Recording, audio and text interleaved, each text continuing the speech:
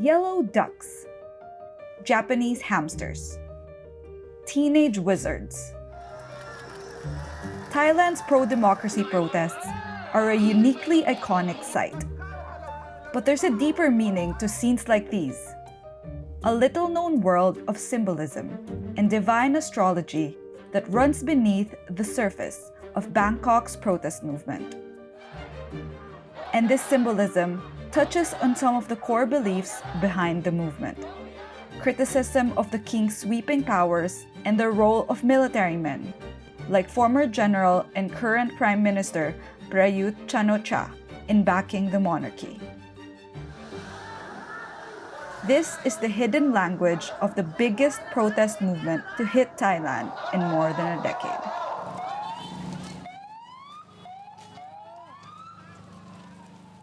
What we're seeing now is not unprecedented in this respect. What is unprecedented is that monarchic reform is part of the manifesto of the current movement. This is unprecedented.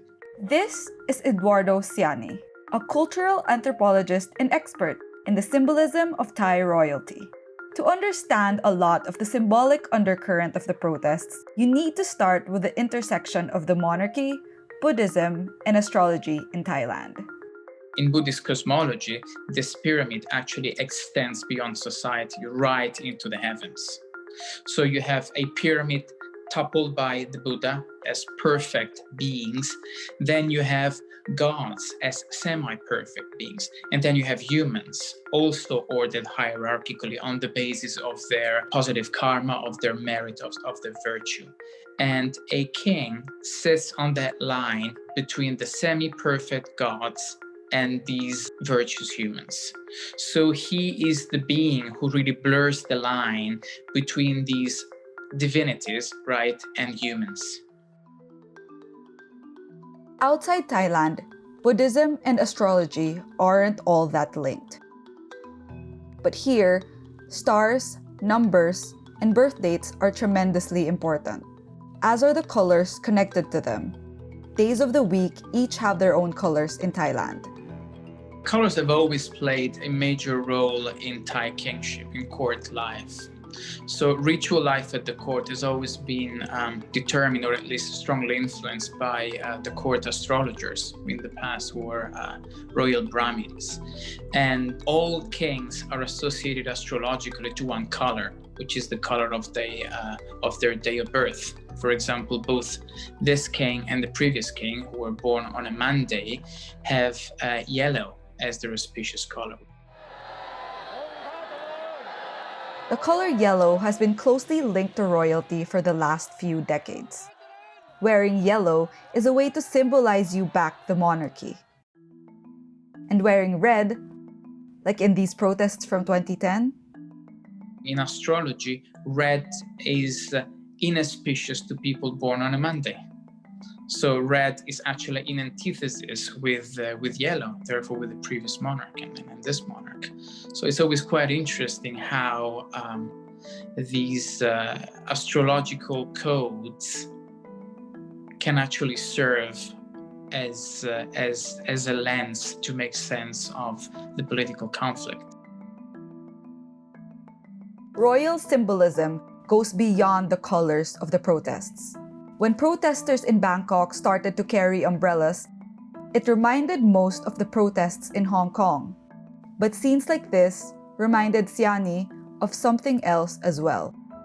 Protesters in Thailand have also started carrying umbrellas to their protests and turning them into mock royal parasols. Every time a king or a queen goes into a public place, they would always be followed by a page carrying a parasol above their head. Now, these parasols, again, are color-coded. They are of the same color of the day of birth of each member of the royal family. What they represent really is the cascade of meritorious power, the cascade of divinity that from the heavenly realms falls onto the head and the person and the body of the sovereign. And it's quite interesting how some of the protesters have put together these really between sacred and profane, these catwalks in the middle of the road in downtown Bangkok, whereby they walk dressed like royals, wearing the Thai silk clothes of royals, and they have common umbrellas hanging over their head. Obviously, this is a provocation. The protesters have been using a dove, a white dove, in a similar way to the Garuda. So you see, really, they've given it a similar shape to sign off their manifestos, to sign off their communications. So the Garuda, the half-human, half-bird being that is used as emblem for the Thai state. So the Garuda is supposed to be the vehicle of divine kings. Umbrellas aren't the only protest tactics that have two meanings, one for the wider world and one for the royal court. They use the flashlights from their mobile phones to suggest again their presence as political actors in the kingdom.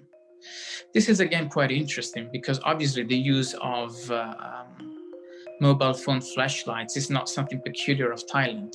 You see that in concerts worldwide, and you also saw it at the Hong Kong protests.